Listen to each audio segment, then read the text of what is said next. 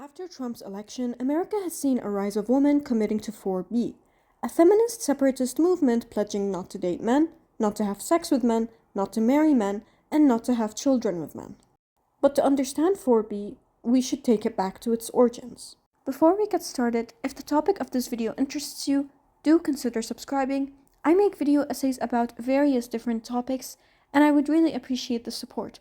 Also, there's a high likelihood that this video is going to get age restricted, which means that it's not going to show up on people's recommendations. So I would appreciate any support that you can give it, such as shares, likes, and comments, because they help boost the video even if it gets age restricted. Okay, now back to the video. In South Korea, a wave of extreme misogyny is spreading. And when I say extreme, I mean, on November 4th, 2023, a man attacked a short-haired woman, screaming, "I know you are a feminist." The female convenience store worker was minding her business and doing her job, when a 24-year-old man viciously attacked her while screaming at her that she is a feminist. He also assaulted a man who tried to intervene, shouting, "Why aren't you supporting a fellow man?" On Jiku suffered hearing loss and severe trauma after the attack. Jiku had never considered herself a feminist up until the assaulter attacked her. That was the first time a South Korean court cited misogyny as a motive for a hate crime. On the digital front, educated young men who call themselves anti-feminists are leading misogyny against innocent women. Baekju Hyun, better known by her stage name Irene, is a famous K-pop idol from the mega-successful K-pop group Red Velvet. Irene had just read the famous Korean feminist novel Kim Ji-young, born in 1982, and decided to share so with her fans. She briefly mentioned reading the book, not expecting the outrage she would receive. Irene faced a horrid hate train from her male fans, who showed their discontent by burning and tearing up the merch they had of her, who verbally abused her online, degrading her by calling her misogynistic slurs, threatening to kill her, and insulting her all around. But Irene is not an isolated case. In 2021, South Korean archer An San brought pride to her country by winning 2 gold medals in the 2020 Tokyo Olympics. Instead of focusing on San's historical feat, misogynistic men online sent vitriol towards her simply because she had short hair. It's good she got a gold, but her short hair makes her seem like a feminist. If she is, I withdraw my support. All feminists should die, was just one of the many comments hurled at San on social media. The hate got so bad online that Korean women started a really touching campaign showing off their short hair in support of her. San responded to her haters and trolls by saying she cut her hair because it was more comfortable. Clearly, she couldn't care less about what incels were saying online. And while the story ends with a happy ending, most do not. There are many stories of famous women in South Korea who were cyberbullied and harassed online by male misogynists and anti-feminists. Unfortunately, the harassment females face online is just the tip of the iceberg when it comes to digital hate crimes and misogyny in South Korea. I read this article in New Lines magazine by Severia Bell and Hiram Jang, "The Gendered Battle Over Digital Sexual Abuse in South Korea." It's a great article, and I highly recommend you read it too. In it, Severia and Hiram discuss the rise of AI in South Korea, and they interview women who are victims of it. Due to YouTube's guidelines, I can't say that word too often, or I will get age restricted. I will use the word pillow instead. In South Korea, there is a big problem with Telegram group chats dedicated to sharing inappropriate material, where you would send photos of the woman in your life and get back an AI-generated pillow of them when you paid, usually in cryptocurrency. For example, as mentioned in the article, a doctoral student received AI-generated photos of herself, along with videos of men touching themselves to her likeness. This was just a normal woman going about her life studying, when the men that she shared classes with, the men she sat in lecture halls with, and the men she traded notes with decided to humiliate her in the worst way possible. Because that's what this is, really. It's a disgusting and abhorrent way to assert power and dominance over women. A way for men to say, regardless of whether you are the most respectful, modest, humble girl, or the most despicable, shrewd, loud feminist, I still have power over you. All I have to do is create a deep fake of you, and I can give you lifelong trauma in seconds. Hundreds of thousands of women are victims of deepfake nudity in South Korea. In August, a South Korean journalist discovered the existence of dozens of closed Telegram group chats with the sole purpose of creating and sharing deepfake images of women and girls, dubbed acquaintance humiliation rooms. They encouraged users to share photos of the women in their lives. Deepfakes would then be sent back. Some of the chat rooms were dedicated to named universities, others targeted specific women or girls. Some targeted schools. Yes, schools, as in high schools, middle schools, and even younger. Schoolgirls in South Korea fear posting photos of themselves on social media because they are afraid of being the target of deepfake content. Hi, editor Norma here. And I didn't include these screenshots in the original script, and I originally didn't talk about them. I guess because I just didn't notice them. But now that I'm really looking at them, I think they're really interesting and I want to talk about them. Honestly, in my opinion, it's revolting to think about how this misogynistic and invasive behavior starts so young. Little boys are socialized by their friends, by the media, by etc., that it's normal, encouraged, and even healthy to socialize their female peers. Kids start comprehending this socialization as early as toddler age, and then they manifest it in these violative behaviors. I don't know if violative is a word. Violative behaviors early as their tweens and up above. And I really don't understand how the government continues to ignore the misogyny and clear violence towards women present in these crimes, opting to view them as a crime that completely exists in a vacuum, rather than one that manifests due to ever-growing sexism in a society. Okay, now back to the original script. It's hard for me to explain the magnitude of deepfake content in South Korea, so I want to discuss the nth room. Since 2019, South Korea has been battling a particularly complex case of online child exploitation, a network of chat rooms called nth rooms. Each of the rooms was an exclusive messaging group where users produced and traded child abuse material, often obtained through blackmailing women and children. While the nth room was operating, a similar chat room began to evolve. One room in particular, known as the Baksa room, would charge users fees in cryptocurrency to enter the chat rooms. Depending on the payment, users were allowed to request their own exclusive content.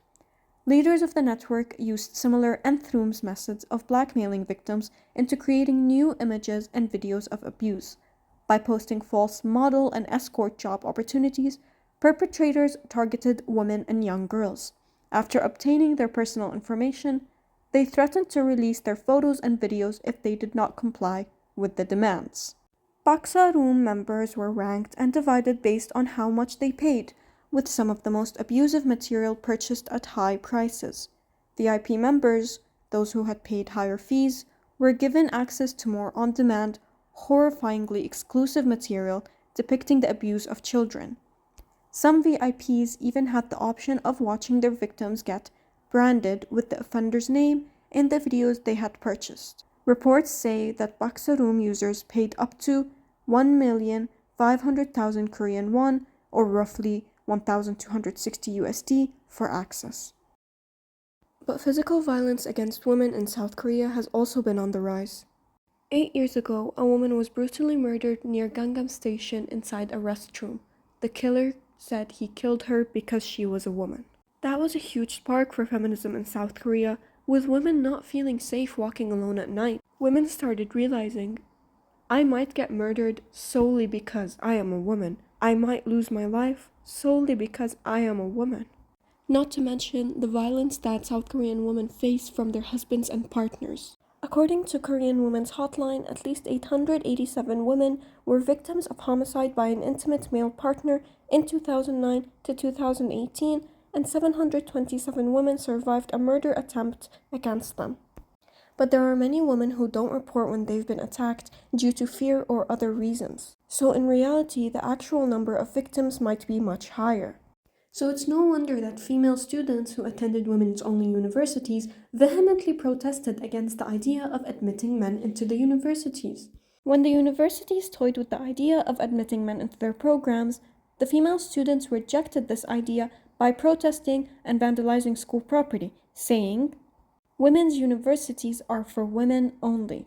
It's clear that the students view their universities as a safe space, and the students do genuinely believe that their education can be compromised should men be allowed and admitted into the programs. In my opinion, the students have every right to not want their safety to be compromised. If they had wanted to go to a co-ed university, they would have gone to a co-ed university. It makes no sense to endanger the students by switching up when they're clearly not okay with it. Women's only spaces should never be sacrificed, especially in a country where violence against women is so rampant. But misogyny in South Korea isn't just societal or digital, it's systemic. South Korea ranked 94th out of 106 countries in the gender pay gap, with women earning 69% of what men make, one of the lowest rankings among developed nations. Despite this, South Korea's current president, or, the current president at the time of writing this script, who knows what's going to happen by the time it's uploaded. South Korea's current president, Yoon Suk-yeol, stated when he was running that structural inequality between men and women does not exist in South Korea. He also threatened to abolish the Ministry of Gender Equality. Yeah. Yoon narrowly won his presidency by appealing to young men. Young male anti-feminists believe that any push for women's rights is an attack on men. And I'm saying that word in this video a lot, anti-feminist. But what does it mean, and why does it seem like so many Korean men are anti-feminists? Due to the misogyny present in South Korea, South Korean feminists started the 4B movement. But why is it called 4B? The B stands for B, which means no in Korean, and it calls for the 4 B's. Bihon, which means no marrying men, Bichulsan, which means no childbirth with men, Bionye, which means no dating men, and bisexu, which means no heterosexual sexual relationships. In my opinion, 4B is a natural response to an extremely patriarchal society, which, as we've discussed, South Korea is. 4B, in a way, is a form of protest, and an effective one at that. By rejecting a man's access to her, a woman restates her autonomy. It's also a way for a woman to decentralize men, to make time for herself, her friends, her career, and her hobbies. To decenter men means that women allow themselves to exist for themselves. And as we already know, the happiest women are single and the happiest men are married.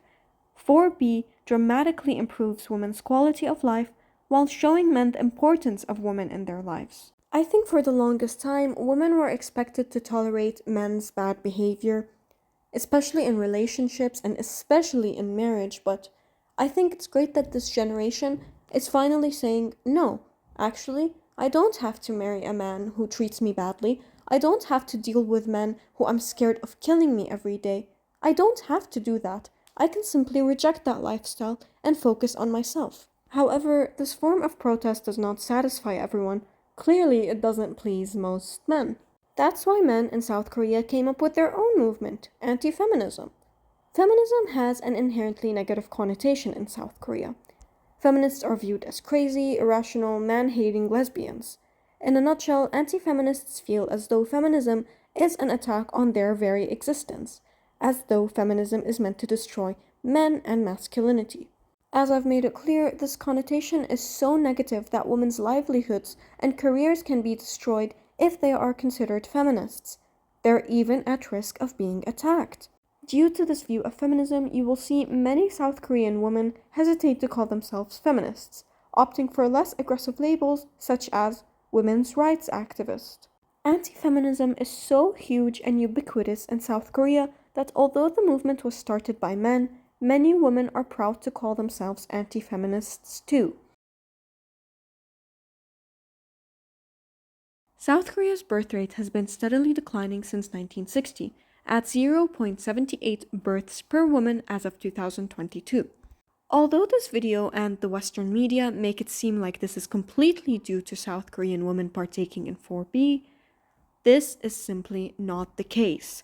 As I've said before, many women in South Korea hesitate to call themselves feminists altogether. Here's a pill that's going to be difficult to swallow. 4B is not that common in South Korea. I'm not sure why I'm seeing so many TikTokers hell-bent on convincing us that every woman in South Korea is practicing 4B when that's just not the case. A lot of women in South Korea don't even know what 4B is. They've never even heard of it. Dating culture is big in South Korea. People love being in relationships. Many women in South Korea are opting out of having kids due to somewhat apolitical reasons, and many times not even willingly. There are many women in South Korea who are actually married, but their careers make it impossible for them to both have a child and continue working. The average employee in South Korea is struggling. Work hours are long and difficult. South Korean work culture tends to expect employees to work overtime, and they're usually frowned upon otherwise. On top of that, they are expected to attend long company dinners that the boss treats them to after work. Women are expected by Korean society to leave their jobs for at least 2 years when they give birth. In addition, housing costs in South Korea are rising daily. Most Koreans live in the capital, Seoul, which puts a lot of pressure on apartments and resources. South Korea is also known to academically pressure children to the bone. On top of cram school costs that parents are forced to bear, children go through hell to succeed academically as it is notoriously competitive. There's also the issue of household labor, where women are expected to bear most of it even if they make an equal amount or more to their husbands. South Korea's government has tried to solve the problem by throwing money at it.